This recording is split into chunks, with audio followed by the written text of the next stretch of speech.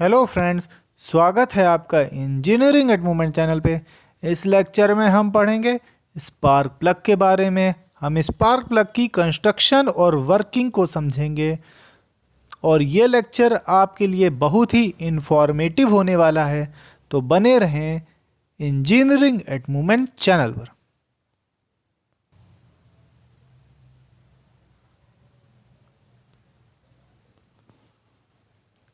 दोस्तों, spark plug electric current को ignition system से कंबशन चैम्बर तक पहुंचाता है। स्पार्क प्लग का कंस्ट्रक्शन ऐसा है फ्रेंड्स।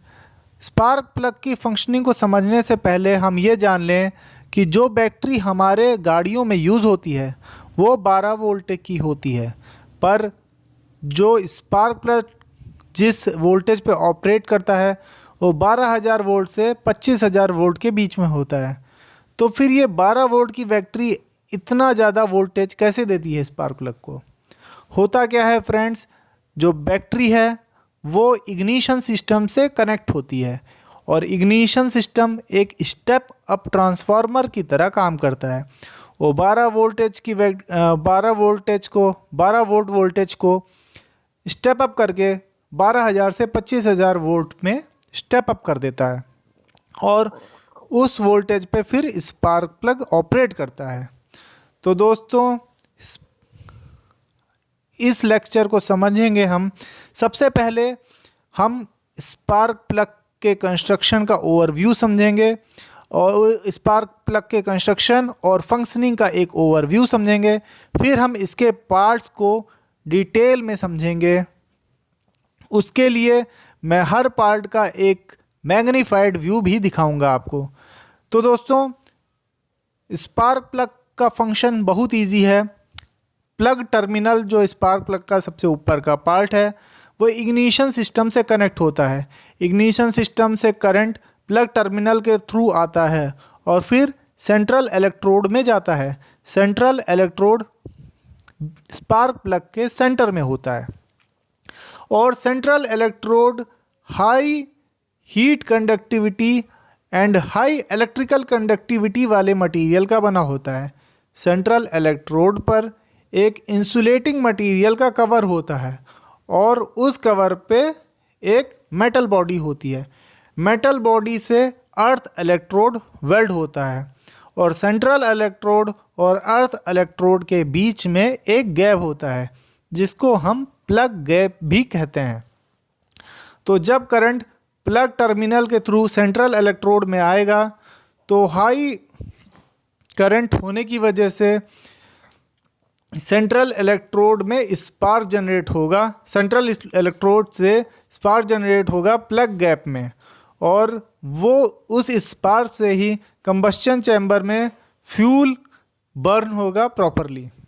अगर इंसुलेटिंग कवर सेंट्रल इलेक्ट्रोड पे नहीं होता दोस्तों, तो जो करंट आ रहा है वो मेटल बॉडी के थ्रू अर्थ इलेक्ट्रोड में चला जाता और करंट की अर्थिंग हो जाती। इसीलिए इंसुलेटिंग कवर सेंट्रल इलेक्ट्रोड पर दिया जाता है।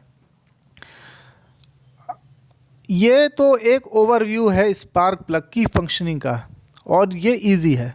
अब हम थोड़ा सा डेप्थ में समझेंगे स्पार्क प्लग को। तो दोस्तों, स्पार्क प्लग के जो पार्ट्स हैं वो हैं plug terminal, insulator, metal body, shilling washer, central electrode, earth electrode and plug gap. फिर सीलिंग वॉशर हो गया, स्प्लाइन हो गया एंड हेक्सनट हो गया। सबसे पहले हम प्लग टर्मिनल को देखेंगे दोस्तों। ये प्लग टर्मिनल का मैग्नीफाइड व्यू है। प्लग टर्मिनल इग्निशन सिस्टम से कनेक्टेड होता है फ्रेंड्स।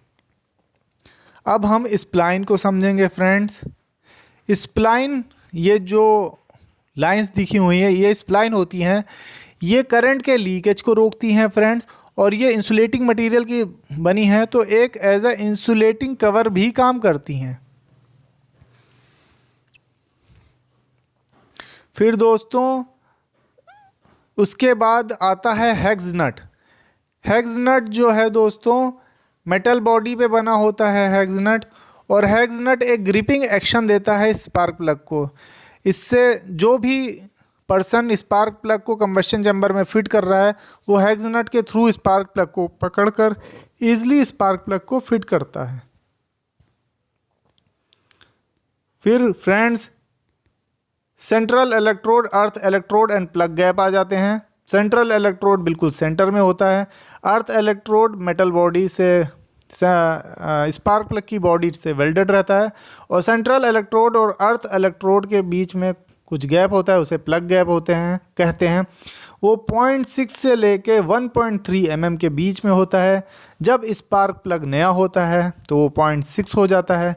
यूसेज के साथ साथ इलेक्ट्रोड्स वियर होते जाते हैं और ये गैप बढ़ जाता है।